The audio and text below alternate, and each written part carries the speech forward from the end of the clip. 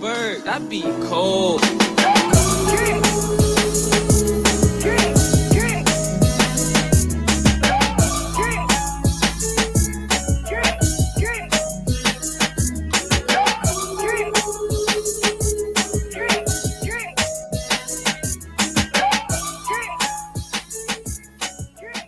Hello, everybody, and welcome to the Dope Friends podcast. I'm your host, Raphael James, and what we do here is we talk with our friends. Hope you're doing well on this Sunday afternoon. It's raining over here where I am, but we're still going to have a good time. I'm here with my dope friend, Stuart Bostic, who had he joined me on one of my recent podcast episodes. It's gotten a lot of response. Stuart Bostic has been a friend of mine for a while. How's it going, Stu? All's good here, man. It's nice and sunny. All right. So ever since we put out that episode, one of the things that people have been talking to me about and saying, I couldn't believe he said that, was the value of time that you placed on friends. And we titled this, Are You Friends with Someone Who is Chronically Late? And How Do You Deal? So recap to the people. Well, let me play the clip and then we'll let you recap why you feel the way you feel.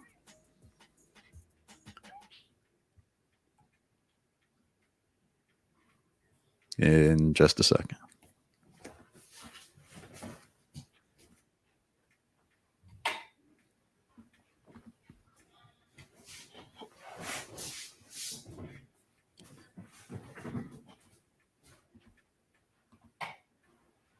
All right. Well, I figured that out. I apologize. All right, here we go. Real, consistency, dependability, respect. You give me those and you have all the stewards. You know, there are certain people in our life that I know. I plan an event for 1 o'clock. I'm going to see you at 1:15. I plan an event for 2 o'clock. I'm going to see you at 2:15. There's a point I have to realize you do not respect my time. To deliberately and routinely show up late is lack of a respect for my time. Is that a lack of respect for your time, or at some point do you just come to the conclusion that's just who that person is? You know, when you're in school and you show up 15 minutes late routinely, there is a penalty. You show up 15 minutes late to work routinely, there is a penalty. I refuse to allow you to disrespect me routinely without a penalty. And what's that penalty? All right, so we're going to stop it right there. Well, no, let me keep it going. Stuart said, I refuse to let you show up late without some kind of a penalty. And then I'm going to let you answer what you said there. The genuine friendship that you were going to be afforded. Now you are reducing our friendship to someone I know, acquaintances. You are not telling me you want to be my friend because you are showing me you do not respect me the way I expect to be respected. Wow. All right, Stu. Now, people have seen that, and you want to elaborate on that? You're going to cut a friend off because they show up a few 5, 10, 15 minutes late? What's up? Well, here we are. Okay, first of all, I clearly stated routinely. Now, I am a huge advocate for communication. If you're going to be 5, 10 minutes late, 20 minutes late, you can pick up the phone and say, hey, man, I'm running behind. I'm coming. You know, I'll be there. That's fine. But let's say I'm planning an event, 8 to midnight. You say, I'm going in fashionably late. Well, the event is not about you. It's about what I'm trying to have and what I'm trying to put on. Or you say, I want to wait till everybody else get there before I show up. Well, if everybody's thinking the same way, nobody's going to show up because everybody's waiting on everybody. Mm-hmm. Somebody's got to take the lead and say, I'm here to support you, period. You set a time to be somewhere, prioritize. We have a problem that we often decide what's a priority, and we just put everything in a certain category of, well, that's not that important. Well, it's not that important because it's not your event. It's not your function. Well, the person who's putting on that event, to them is very important. So show them the respect or the support that you should show that friend. I hear you, man. I hear you. So that's a pretty stiff penalty then for consistently not showing up. Now you're saying you're not going to write that person off altogether, but they will experience less and less of your friendship. Probably less invites. You cut them off. No, you'll get an invite once in a while, but you're not going to be at the top of my, let me call so-and-so and let them know I got this happening. I want you there. All right. Because I don't feel you truly supporting me. Because sometimes people will say things, well, at least I came. Yeah, you're right. That was the least you did. And they said it, but they meant it too. They meant it just that way, I think. Right. At least exactly. I should. What's me upset about? I want to get to some of the comments from the people who are joining us now. Deborah says, good Sunday afternoon. Hi, Deborah. Good to see you. Hey, Tara. Vermel. Vermel is in the house. Good evening, Vermel. Sonia agrees with you. She says, amen, and so true. And Michelle Melton is here. Dope friend. She gives it a love sign. Thanks, Michelle. Appreciate that. The topic today, again, something that Stuart brought up in our latest edition of the Dope Friends podcast, which you can listen to wherever you listen to podcasts, Apple, Spotify, Amazon, Google. It's there. Check it out. And you can also watch it on YouTube. Just look up Dope Friends podcast. But Stuart was talking about people showing up and being present when you're invited to an event, when you're invited to do something. He was saying if it happens too often, that's probably going to impact the friendship. Here's one from Sonia. She says, it really makes me upset when someone doesn't appreciate what is important to me, but wants you to be there for them. And I believe you can agree with that too. She's right. Well, you got to think about it. What if we have a dinner party, Ralph? I prepared steaks. I prepared chicken or whatever. And when dinner is served at 7:30. Well, if I have 4 couples there, are we supposed to wait till you arrive before we now eat? Or can you respectfully show up on time or early? But you know what? Not everybody's the same. We're different.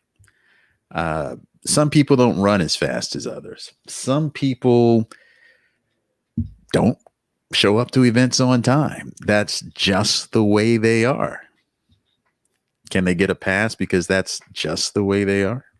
Oh, yeah, they can get passed over to the next person I'm going to invite.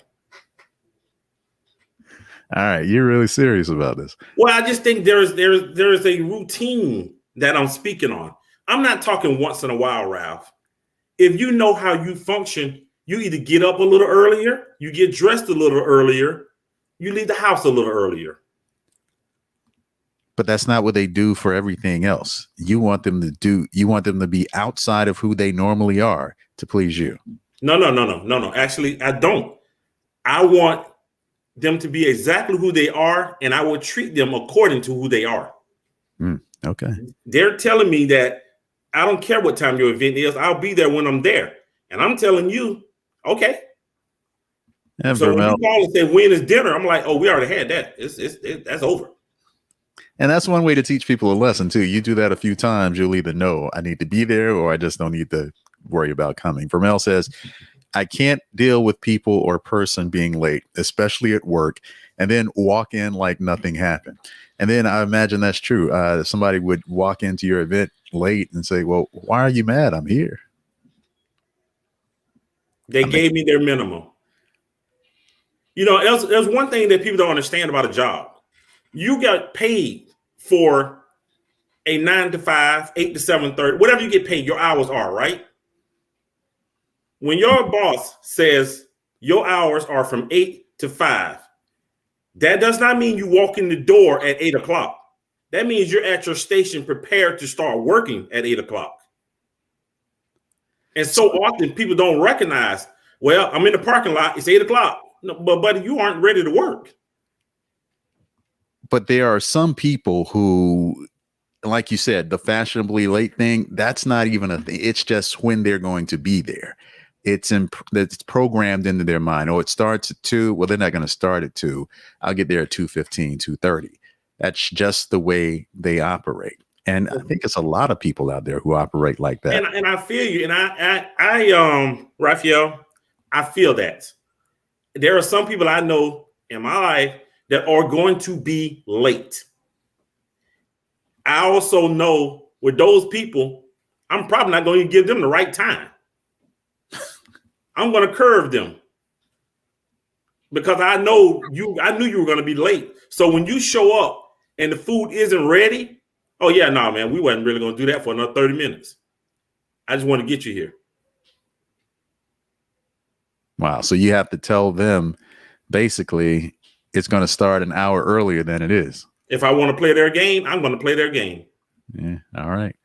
Rajan says, what's going on? How you doing? All my dope friends checking in. And Myrna says, if you have an appointment, you need to be there. Now, you mentioned that in the podcast as well, Stu. You had a doctor's appointment and you felt disrespected. You want to share that? Well, yes, I did. I showed up. I'm sitting in the waiting room. I've signed in. And on the sign-in sheet, it says arrival time. Mine's routinely is 15 minutes early.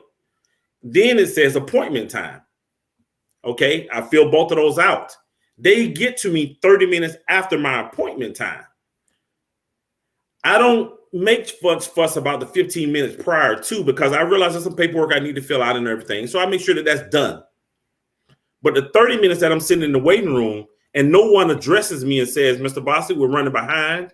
We'll get to you as soon as possible. We're running approximately 30 minutes behind, whatever, some type of communication. So I know that there's a delay. They finally called me back 30 minutes later. And I said, excuse me. So you're running behind today, huh? She was like, yes, sir, we are. I'm like, anybody think to tell me that?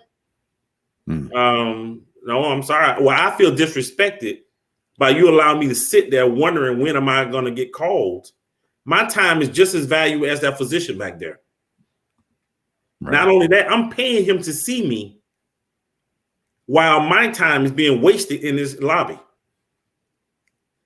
So yeah, I'm like that in a lot of ways. We'll go out to eat with some of my friends and they tease me about it. But if I sense disrespect, if I sense you're not being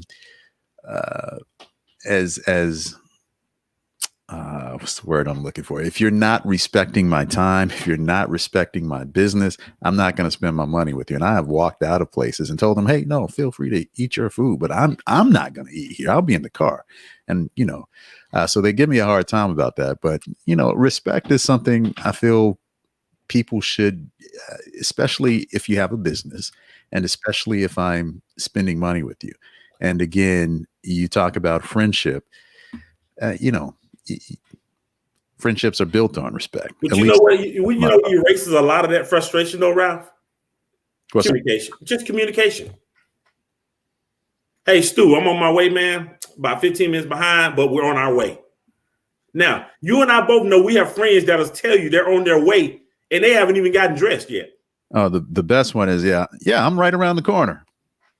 30 minutes later. What corner? Yeah. What corner? I think we have to, let's see that. What's Sonia say? All right. Sonia says, speak truth all the way. We might be different, but don't expect the same in return. I will say that I'm not always on time, but one thing I try to be aware of is letting the person know in advance. That's what you were talking about. And also being accountable for them next time. Be apologetic, at least, and sincere about it. I'm working on getting better because it's not okay, no matter who you are. That's truth, Sonia. Absolutely. Okay, Raphael. Church. Mm-hmm. How many people do you see walk in there routinely?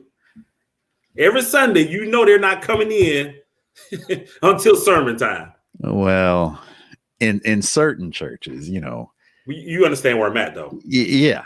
I do understand. But then instead of, okay, I'm going to play devil's advocate on this one.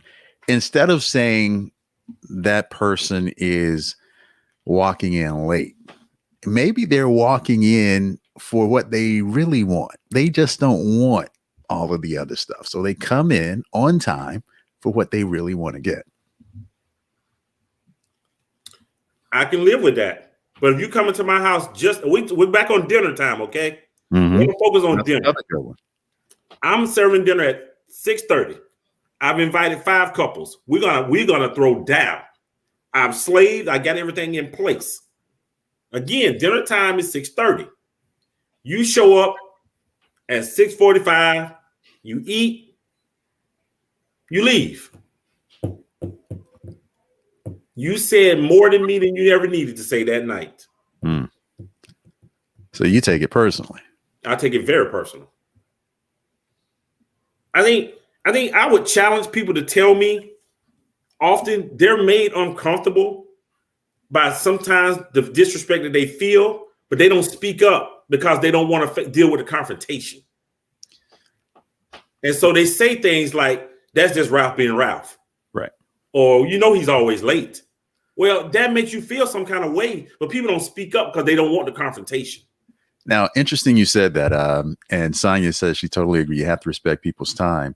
Belinda says, we are the church, not building. All right, Belinda. Amen. One time, she said. So, okay. I don't know what that has to do with showing up on time, but if I am the church, when I show up, I'm I hear you, Belinda. That one went left. Okay, I got you. She's right. She's right. Amen.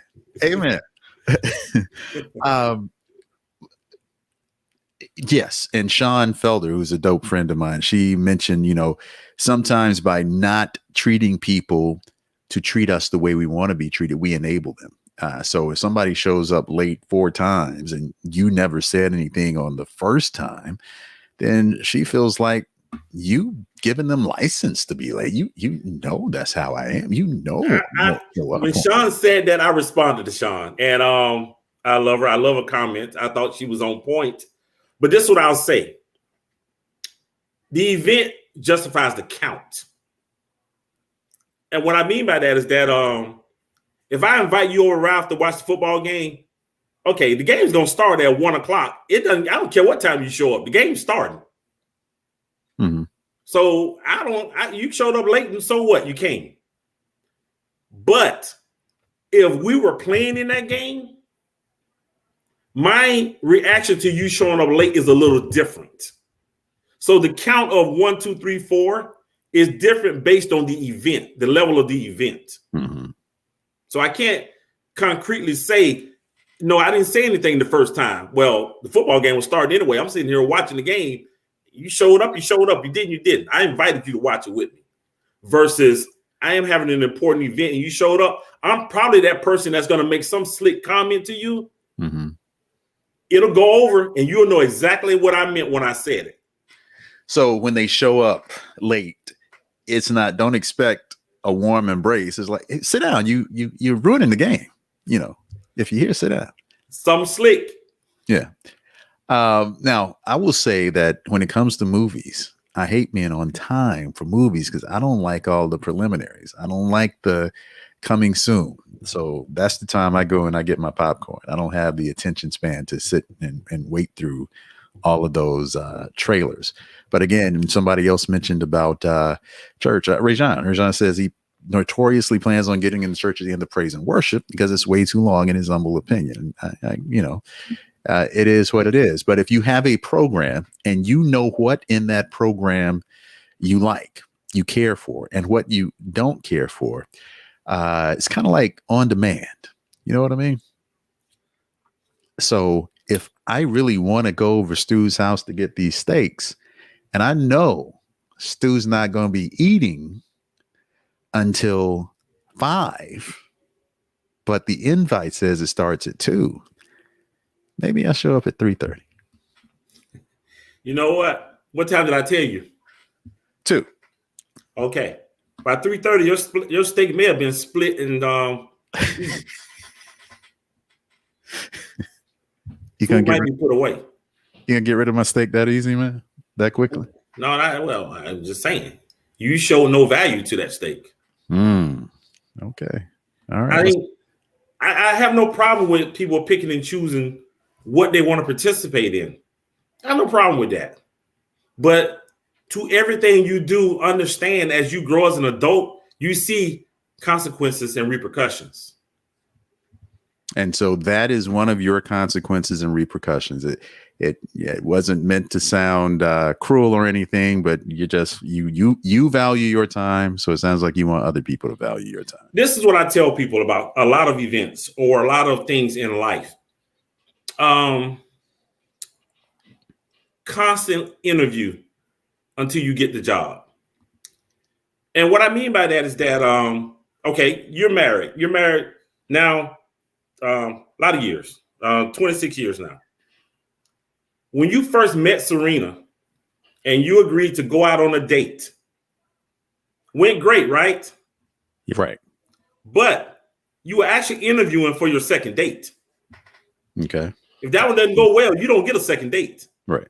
That second date is an interview for that third date, right? Right. You're constantly moving forward. So when I invite you to an event, your response to that invite is a determination of the follow-up. But at some point, I'm not auditioning anymore. At some point, exactly. Second, third, fourth. When you have earned that certain position, the interview is over.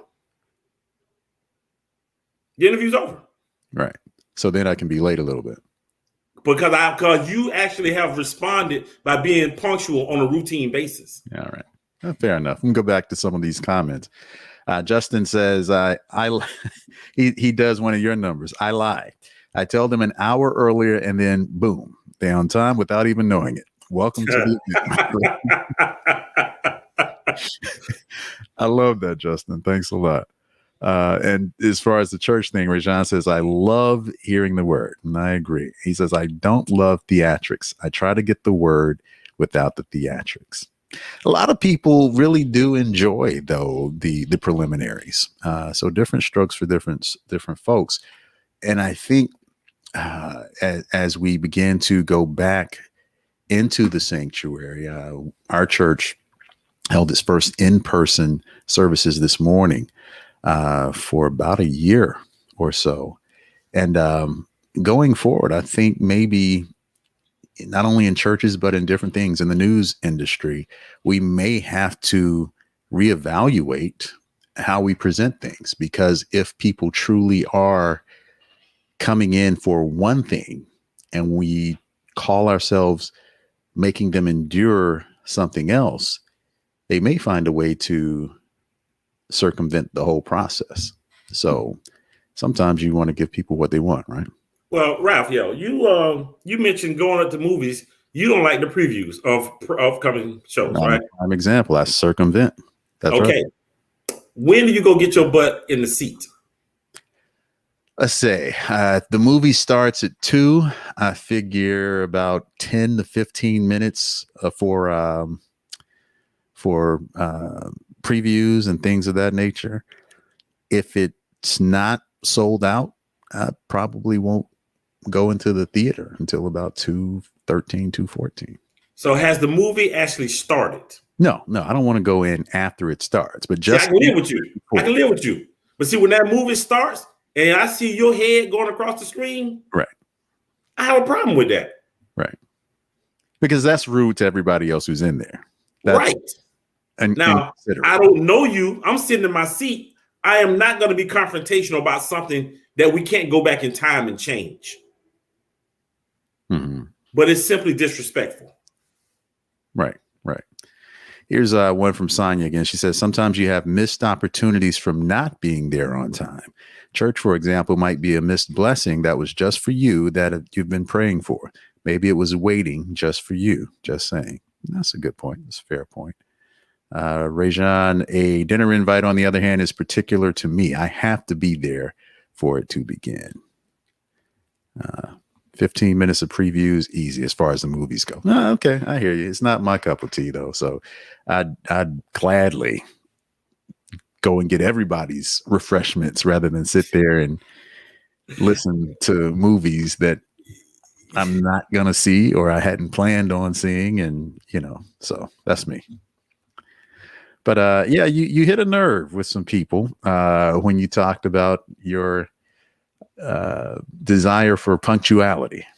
And I think what it comes down to this, Ralph, don't make someone else's event about you.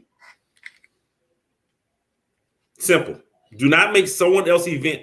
I had an event for the fraternity a few years back, and we were blessed to have Bernadette Stannis, Thelma from Good Times I was at going the to event. have to break it down. We know. Yes. The event started at 8 o'clock. Raphael, it was a rooftop event. At 10 minutes after 8, you could barely get anybody in there. They wanted to be there. So you can do what you want to do once you prioritize it. But don't make someone else's event about you. Now, we're joking with this to a degree, and you're having fun with it, but it is a very serious issue. Culturally, there have been different stereotypes made about certain people not showing up on time for things. In the work industry, it's important for you to be where you need to be on time as well. So it's definitely something that should be taken seriously. And if you see yourself in some of these comments, that might be something you need to work on to become a better friend. And maybe you don't know that other people see it like this. They may wink and nod and snicker when you do come in late and say that's just the way she is or he is. But other people may be taking it a little bit more personally. But do you want that? Being late all the time, in my opinion, that's a negative trait to be given to you. I don't want somebody to look at Stuart and say, "Oh, he's late to everything."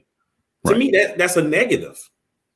And you and I grew up, or we're now a member of certain organizations. They simply say, 15 minutes late is to be on time. To be on time is to be late. You don't have to gloss over that point. We're members of Kappa Alpha Psi Fraternity Incorporated. Yo. Yeah. Don't just run through that. And I just think that, hey, 15 minutes late, that's acceptable. So you got that 15 minutes early is to be on time. And to be on time is to be late. Right. So what is it to be early? That's to be on time. All right. Vermel says, true and rude. It makes me mad when people or persons are late. The world don't rap or stop for you. You got that right. Amen. Yeah, that's true. Something for all of us to think about. So I appreciate this conversation. Thank you, Sonia. And if by chance there is a friend you just don't think gets the message, refer them to this podcast. You can find them at iamadopefriend.com. You can find the podcast, Dope Friends Podcast, on Apple. You can find it on Spotify, Google, wherever you listen to your podcast. You can check out this podcast. And you can also buy some merch. Stu, show them the shirt you've got. Mine says, I have dope friends. Stuart says, I am a dope friend. And you can grab that one as well. The address to pick those up, iamadopefriend.com. So, and I'm punctual. I'm punctual. He is punctual. You tell Stuart to be there, he's going to be there. I'm punctual in my mind. But think about it though, Ralph. How are you with your job? Are you on time every day? They might be watching, so I try to be pretty close. I think. Yeah, but I think when friendships aren't given the respect that you give perfect strangers, that tends to be a little rub there. People in the healthcare industry, we would take customers or patients that have appointments. We're talking outpatient. And you show up 30 minutes late, we'll cancel your appointment and move on because there's a domino effect. Mm-hmm. So people know you need to be there on time because there's someone waiting behind you. Right. So you need to, you give a perfect stranger the respect of punctuality. Why can't you give it to your friend? And I want to reshape our image of what our friends are. And that's part of the reason for the podcast. I think sometimes we take friendships for granted. They're so close to us. We've gotten so used to them and so comfortable in them, almost like an old sweater. I don't have to do anything extra. I don't have to reach out all the time. I just know when I call this person, they're going to be there. And that may be true, but the purpose of the podcast is to be intentional, to be a good friend and to be there for good friends. Well, you say that though, Rafa. We talked about, and I'm sorry to stray a little bit, and we talk about punctuality, but there are certain friends that you have come without call first friends, and you have that. Wait a minute, you just cold called me. You showed up without letting me know you were on your way, right? And it's like, oh, we're not that close, brother. You don't just stop by. And I think I'm fairly open to people just cold call on me. I'm fairly open to that. You are open to people just stopping by, just pulling up on you? There's a time of day, but for the most part, I'm fairly open to it. Yeah, I prefer a call. No, I prefer a call. But some situations, when you say you're right, I know where I live. When you say I'm around the corner, no, you wasn't around the corner. No, no, you wasn't around the corner. You drove out here to let me know you were around the corner. Can I come by? Right. So there is an element of disrespect there. But okay. Family, friends, family. Some people you may say, please call before you come. I have company or whatever. But sometimes you're gonna be like, yeah, come on in, no big deal. Let's come on, hang by. But like you mentioned in the podcast, though, and I feel like we have very similar personality traits. I feel like you're more extroverted and I'm more of an introvert. And if I'm at home and I'm chilling and I'm in relax mode, I don't care really who you are. I don't want you just pulling up on my doorstep when I'm not expecting you. I'm in a different frame of mind. So Look, man, if you're really my friend, give me a call. Raphael, man. People may think I'm crazy, man. My mom cold called me one day, right? It was probably about 20 years ago. I don't know, man. I was still in that apartment we used to live in. And she cold called me on. I opened the door. I looked her straight in the face. I'm like, you should have called, right? But I let her come on in and have a seat, and we chatted it up. I made my statement, but I invited her in. I didn't send her away, obviously. Right. But we often don't say certain things because we don't want the confrontation. So we allow our own feelings to be hurt. We just want to, I'm not going to say anything to them because I can get through this. Confrontation. I want to get back to that. So help me put a bookmark there, a mental bookmark. Rajan says it's important that you know what your triggers are and make sure that your friends are aware. And I agree with that. Exactly. Yeah, I definitely agree with that. And he says he likes Stuart. See, and that's the thing. I love it when my friends like my friends. When I moved here, I had the opportunity to meet some new friends. And the problem was I really couldn't get my old friends with my new friends. And this is a way that we can do that. So that's pretty dope. I like that. Still got your seasons. Yeah. And we're going to talk about that later too. And Rajan says he hates when people just pull up on him. I agree with you, man.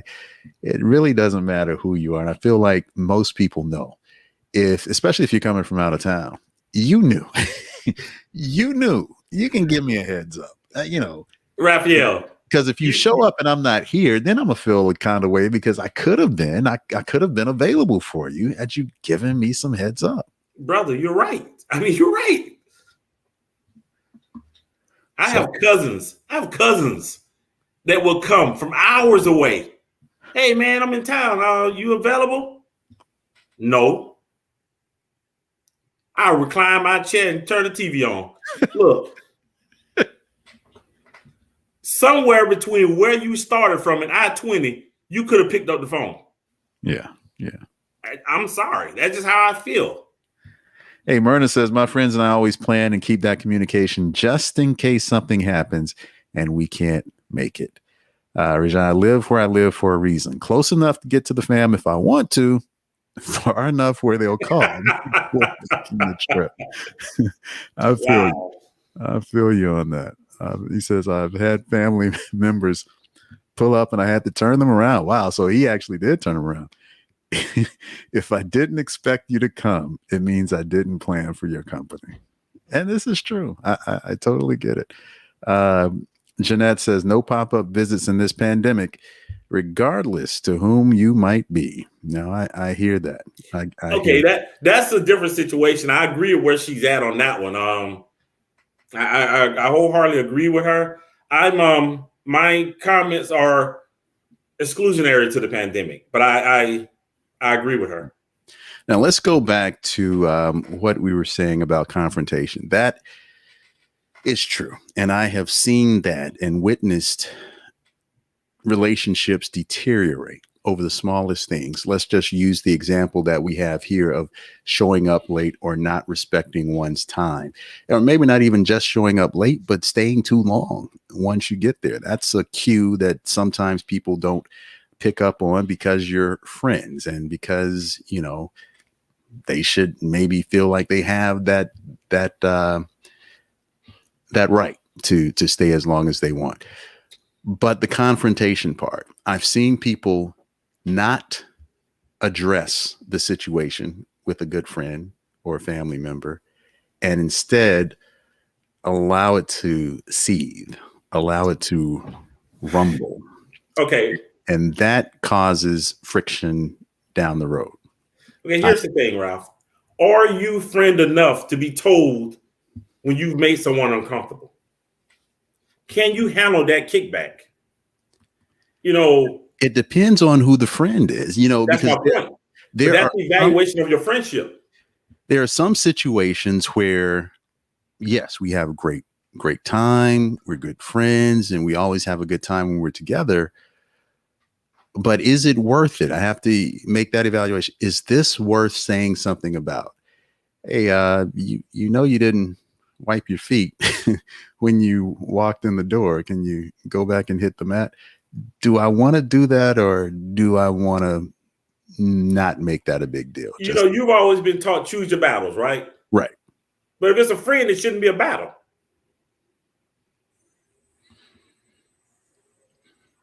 But there are levels to this thing.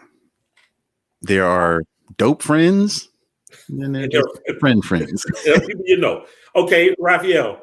When I was visiting 3 weeks ago, when you were catching that L, the 50, the Roman numeral 50. That's the L you're talking about. Yeah. Yeah.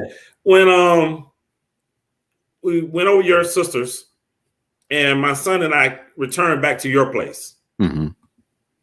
Now, I got a hotel because I'm coming out of town, and you know my son's with me, and we're all. But I wasn't gonna leave you in a position to tell me, "Hey, bro, we finna call it a night. Y'all need to hit the road." Mm-hmm. So, but there's that line of is it time for me to go ahead and leave? Because I haven't seen you in months. I want to maximize our opportunity to be around each other. So, but I think you and I read each other well enough that it's like, hey, man, it's a long day. We're going to go call it a night, catch you guys in the morning. Mm-hmm. But I would have been okay had you told me 20 minutes, 30 minutes, an hour earlier, like, look, bro, we finna shut it down, man. Okay, cool. I'm not hurt by that. Right. Oh, I just some of that is, you know, what they used to call home training. Yes. You know, you can pick up on who's had it and who hasn't. And I think when you've had it, those situations flow a little easier. I don't have to come out and tell you we're going to call it a day. Like you said, you know, but you were fine to stay, you know, however long you want, your friend, your family. But again, in those situations, respecting the other person's time makes the relationship work out that much better. Okay, you look at family situations though. If you're in a family, like if I'm there and you and Serena are having a bad night, a bad day with each other, I need to read the signs and leave. Some people just can't see the signs. They just can't, or they won't, or they don't. And Or they knows it. I've been in those situations too. They just won't. So you're all over it, brother. yeah. But are you friend enough to be told when you're in the wrong or when you violated our friend code? I think in a lot of situations, once it gets to the point where I have to tell you that something is wrong, something that I feel should be self-evident, the relationship is already eroded to a degree, because now I have to tell you something that I don't really feel like I should have had to say. So if I have to tell you, I think. Okay, here you go. Okay, you're gonna have a cookout next Saturday. It's on. Everybody's showing up. Half of your friends showing up empty-handed, full with an appetite. Other your friends are bringing stuff. Hey, man, they call it before they come. Hey, what can I bring? Hey, I'm not going to ask you what I'm going to bring. I'm just show up with something. Mm-hmm. Are the ones who showed up empty-handed wrong? No, I don't think so. Especially if I didn't ask, if it wasn't on the invitation, hey, having a cookout, bring something, or you don't ask. If you don't ask, that's fine. I'm not even going to look at you funny if I didn't ask you to bring something or suggest it. So no, I'm fine with that. But would you? I invited you to a cookout next Saturday. Would you ask me, hey, what can I bring? Yeah, for sure. Does that go back to home training? Yeah. Or does it go back to the level of the friendship? Probably a little bit of both, because it's respect, really. At the end of the day, it's all respect. I respect you and what you're doing. You were nice enough to invite me to your event. Is there anything I can do? Can I, as a friend, and because I have a level of home training, what can I do to help the event? I went to a cookout last night. A chef. I saw that. It's looking good. A lot of us out there. And in that instance, I did not ask him if he wanted me to bring anything. So just transparency, I didn't. But when we got there, he put us all to work. Some people cooked the fish. Some people, one person was on the steaks.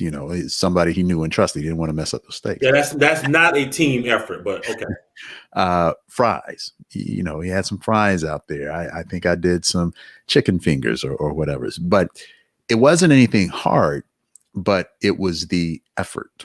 We all sat, we all ate, we all fellowship, but we all put in some effort as well. So I thought that was a beautiful thing. And shout out to Chef Dwayne Pierce. I hope he does that again and that we can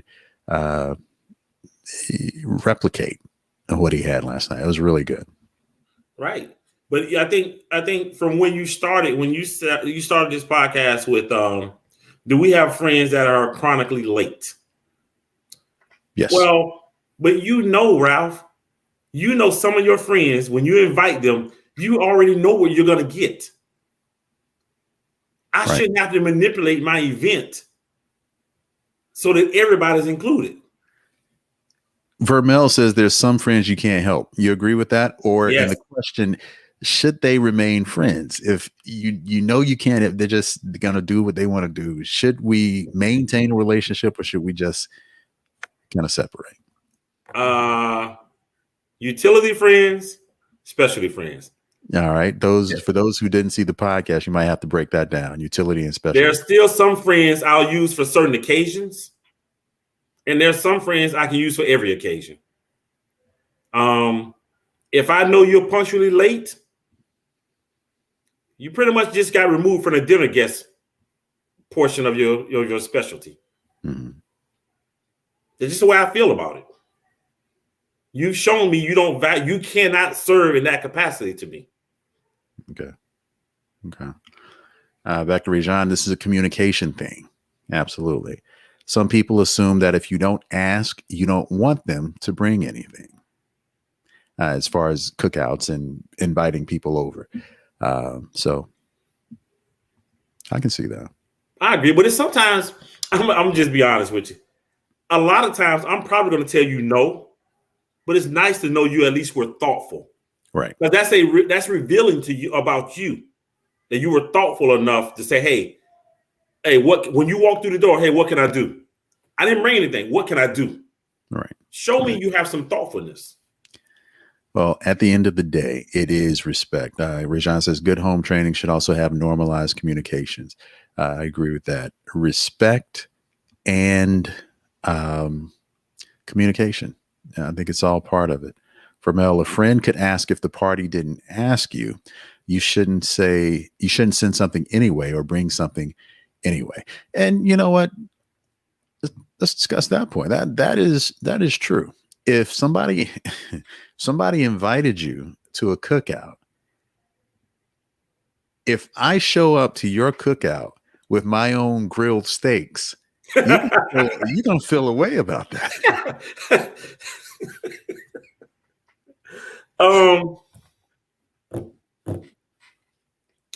How much steak you bring? What are you bringing? Hey man, I'm bringing a lot. I'm bringing a lot.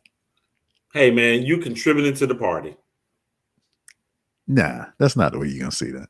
But this man don't like my steak. He bringing his own cooked food, and I invited him to the cookout. Oh, you already cooked it, and then you bringing it. I'm bringing you my grilled steaks. Yeah, you don't feel a way about that. My backyard has 2 gates. You can come in one side and go out the other. So I think that's Bermel's point. You know, I agree with him. I agree with him. If ask. Don't just show up with something. Ask. Well, I'm speaking more like drinks, ice, cups, plates, something. Just ask. Yeah, no, that's all. A polite thing to do. That's a polite thing to do. Rajan says, know your triggers and communicate them. He's right. A while back, I had a post about respect. And I think every violent crime that's committed, it doesn't necessarily have anything to do with money. It doesn't have anything to do with sex or in terms of some of the domestic violence. I think it all boils down to respect. At the kernel of everything, it's respect. Traffic, road rage. In most cases, I bet you it's respect. Somebody pulled out in front of you, made you swerve, or drove in a way that ticked you off.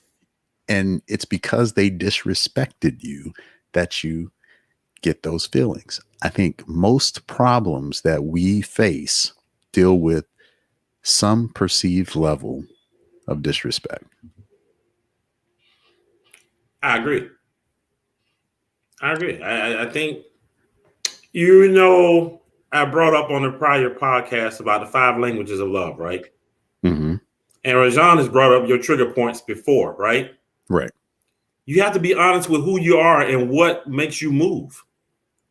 If you don't assess your own movements and your own triggers, how does anyone else know how to treat you? Right. So part of that is, to knowing you. And then there's a space, there's a place where, because people don't want to be confrontational, and because maybe it's something you should already know, people aren't going to tell you. If I have, if I have something hanging out of my nose, somebody should pull my coat, tell, hey man, hit your nose. If my breath stinks chronically, that may not be something people are going to just run up to you and say. And the levels go deeper and deeper. If you have body odor, hey man, you can't smell that. Do I really have to tell you about this? Do I really have to? Okay, here we are with that though. Feel bad by pointing this out to you, and you feel bad. Even if you are tight, some of these conversations might be uncomfortable, and people don't necessarily like confrontation. Well, doesn't the level of friendship decide what you're actually going to bring to the table? I know you pretty well. Mm-hmm. And if I see something that I think you need brought to your attention, I have a responsibility to bring it to your attention. And I can't be afraid of the confrontation that you and I may be going down. I have to bring it to your attention because I called myself a friend. All right. And to that point, here's what Sonia says. She had lipstick on her teeth today and a good friend literally wiped it off of her teeth. That's cool. But that's a level of friend, a good friend. Again, levels of friends. Dope friends. Yeah, your dope friend should have your back no matter what. Your best friend, maybe they will, maybe they won't. How long have you guys been kicking it together? But, you know, there are just some conversations that are hard to talk about. And then there are conversations that, as Rajan said, have triggers attached. And we mentioned this on the podcast a little bit. Somebody may be doing something with their life that you don't think is healthy or you don't think is very smart. And to address them on these, you're basically asking for a fight. Do you mind your own business and let them do what they do? Or do you have these tough conversations? That's what I want the podcast to be about. Conversations on how we help our friends and ourselves become better friends. I think sometimes it's not the message, it's the delivery. Often people will receive what you're saying to them. You just have to say it in a tactful way. I'm not going to be like, yo, Ralph, you got that dragon breath on today, bro. You know, that's kind of cold, you know, but if I say that in front of 3 other people, that's problematic. Mm-hmm. But if I pull you aside and give you a experiment, like, hey, bro, you might want to take this. Mm-hmm. You're going to receive that fully and you're going to check yourself. Right. Absolutely. It's about the delivery. Absolutely. Communication again. I've told strangers that they have blood on their pants or a body part was hanging out. I just kind of whisper it to them. Okay, Shabana, you're a good one. And she says, yes, delivery is the key. I'm thinking that she wrote that. Would I? I don't know.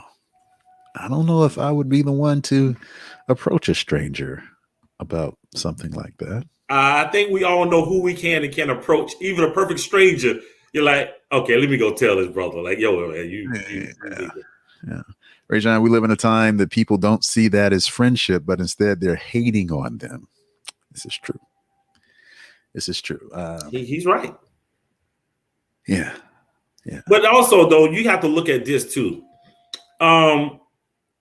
You mentioned at your party, it takes a village often.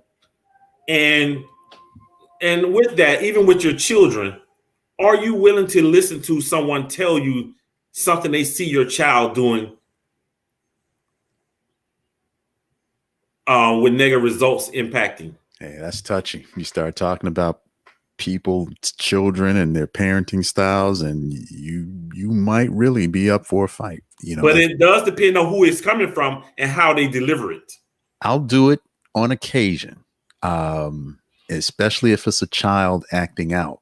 Sometimes, and this works fewer and fewer, unfortunately. Sometimes if I deepen my voice and look stern and say, hey, didn't your mother say stop?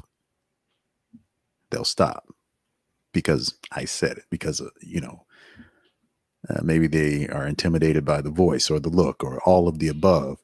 But I will do that on occasion, not every time. But that's the thing about it. The generation that raised us is not raising another generation like us. And some people are so protective over theirs, they're not willing to let anybody else constructively assist. And isn't that to our detriment, though? Another post I had not too long ago, a village, as I said, it takes a village to raise a child. But if the village is afraid to speak up, or if the villagers have moved out of the village that used to be, who's going to address these issues in our communities? Vacation last week in the swimming pool. I'm in the water and I'm comfortable. I'm relaxing.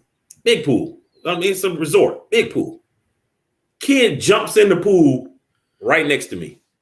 Like there's this whole pool you could have jumped in, but you jumped in right next to me.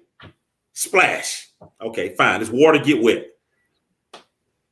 Mom looks at me like, sorry. No, she didn't say a thing to a child. I'm thinking like, oh, I can now. I could be dead wrong, but I'm thinking, yeah, I see how you raised him. I see why he did what he did because of your reactions to what he did. Yeah, but in a situation like that, okay, I caught your glance, I caught your unspoken words, but if he does it again, he's going to catch my words. I'm not going to be ugly, but I'm going to tell him, hey, don't do that. Go down the other end. That's disrespectful. And I'm not going to care what mom says at that point. I agree with you, Ralph. It was something I noticed, not something important to me. Picking and choosing your battles. Right. Yeah. Rajan says we live in a time that people don't see that as friendship, but instead that, oh yeah, I read that one. All right. And Shabana says delivery is the key. Vermel, you have best friends who die for you and some throw or push you off the cliff. If they push you off the cliff, they're not really a friend. I would argue. Sonia says it's not the message, but the delivery. Love that. And Shabana says, yes, pull them aside. And she goes on to clarify about that incident. She says it was a lady in the airport. Her breast was out. Okay. Yeah, she needed to know. How does she not know already? But okay. Maybe she wanted to. Maybe she. We're walking around. Well, we're in a time where young men are walking around with half their butt out. And how often are you checking those young men? Do you address that? Obviously, they did it for a reason. Intentionally. In certain venues, yes, I will check them. Why are you getting in their business? Wear your own clothes. Let me wear mine. Nah, brother. In my circle, in my event, no, you're not going to do that. Now we go from talking about friends, though, to addressing strangers, and that's all part of the village. And I think we have to be a little daring at times and have those conversations and reach out and have those conversations. But man, please carry a ton of tact when you do that. Rajan says when you have the relationship, you should be able to correct a friend in love with tact and nothing be hurt. I agree. Sometimes that's what I asked that question earlier. Are we friends enough for you to be able to handle what I'm going to say to you? Or do I always have to come across as the nice, fun guy? A true friendship has those peaks and valleys. And it needs to, because if you can't take me when I'm offering correction or offering advice and I'm not laughing and smiling, then we don't have a very well-rounded relationship. You're only appreciating the one side of me, when friendships, I think, are multifaceted. Rajan says, based on relationships, we can do that. Talk to kids and parents and their families. The ones he doesn't know, he doesn't mess with. I think that's smart. Shabana, she says, I tell my friends, if you don't want me to correct your child, don't bring them around me. I will correct bad behavior. Well, and I respect that. Everybody can't do it. I don't know that I encourage everybody to do it, but from time to time, if the spirit hits me, I'm going to say something, whether the parent likes it or not.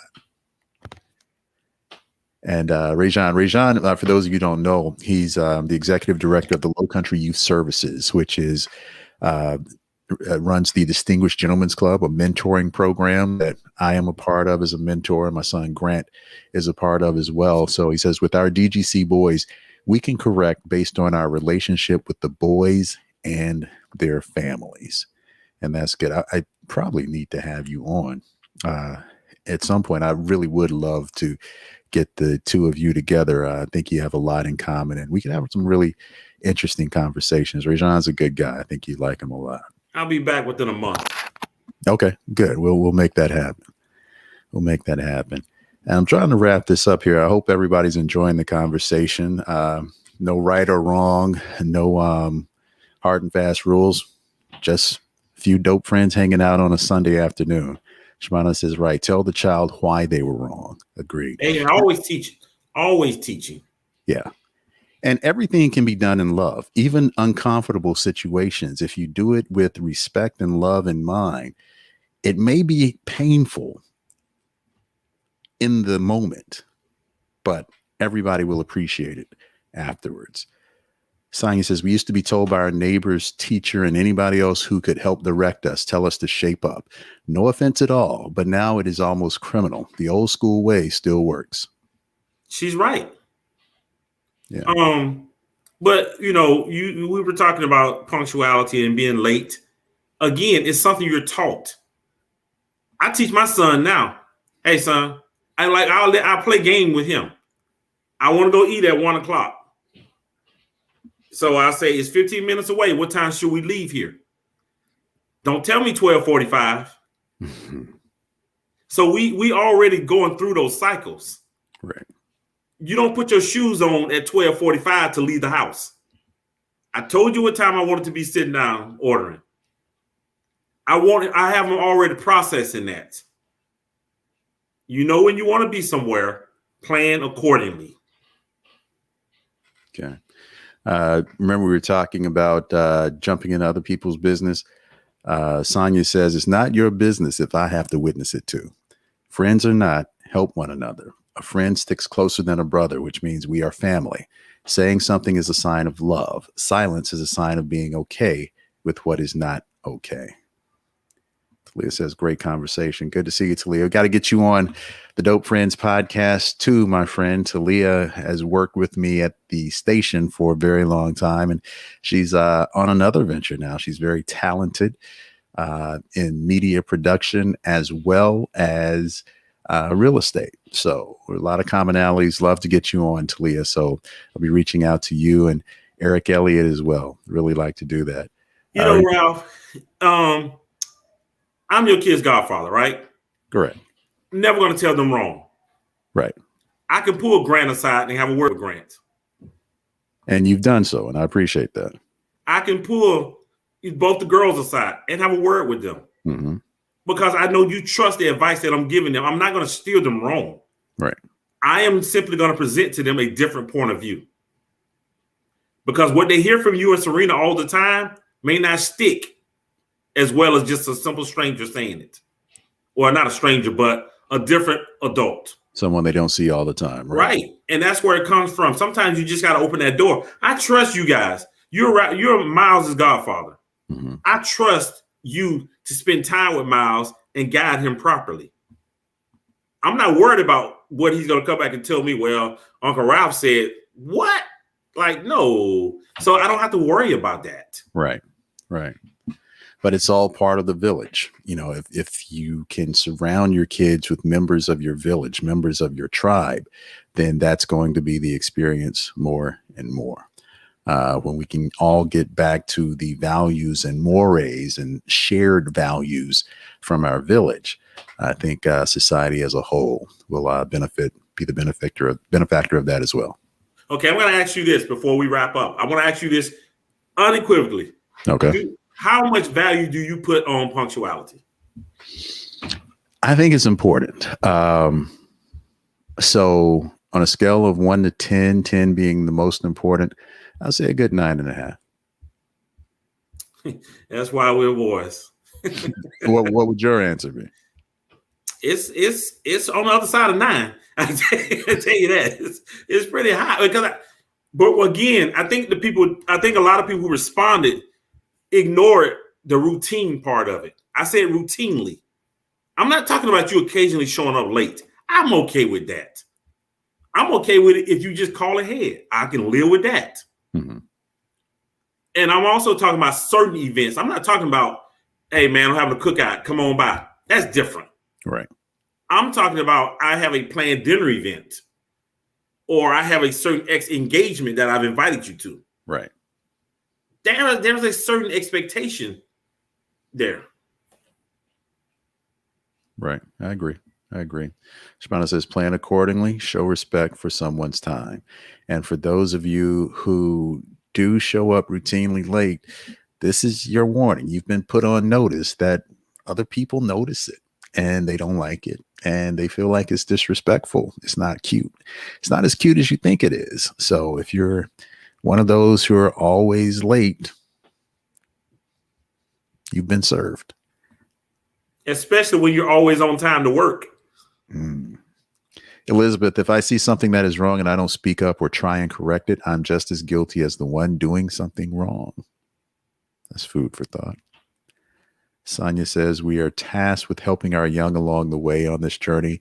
We also have to be the example on our journey. Love this conversation. Sonia, I love you taking part in it. Thank you very much. And back to Talia. She's looking forward to the meeting and wouldn't mind someone correcting her son if they see him out of line. I agree. Now, there is a way. There are, if someone's yelling at my child and I didn't see the offense that they did, you're going to ruffle my feathers. I'm going to have to find out what's going on. It's the delivery. Yeah, you can't just come out of your mouth any kind of way. There's a way to do it. And again, it has to be done with love and respect. If you are having any kind of conversation that you call necessary to better someone else, it has to be done with love and respect. My opinion. America is a salad bowl, not a melting pot. Correct? Correct. And for those of you who haven't seen the podcast with Stuart, please take some time and do so. You'll find it at iamadopefriend.com. There it is, the YouTube version. You can listen to the podcast anywhere you listen to podcasts. That's Spotify, Amazon, Google. There's so many of them out there, and we're on most of those platforms. But you can also go to the website and click listen now, and it'll take you to a place where you can download the podcast, where you can listen to the podcast as well. Stu, do you listen to a lot of podcasts? Just curious. Raphael, you are. There was one I listened to about murder mysteries. If the name escapes me right now, but for the most part, you're my number one. All right, cool. Glad to hear that. I travel so much and I have a lot going on, so it's hard for me to focus on a podcast and go back to it and things like that.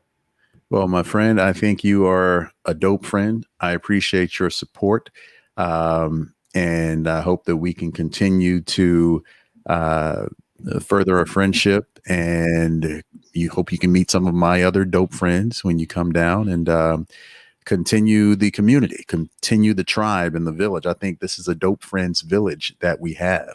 And I think we can all help each other to be doper friends. Yeah, I think once we actually continue to meet friends of our friends, we realize we have a lot more in common than we think. Right.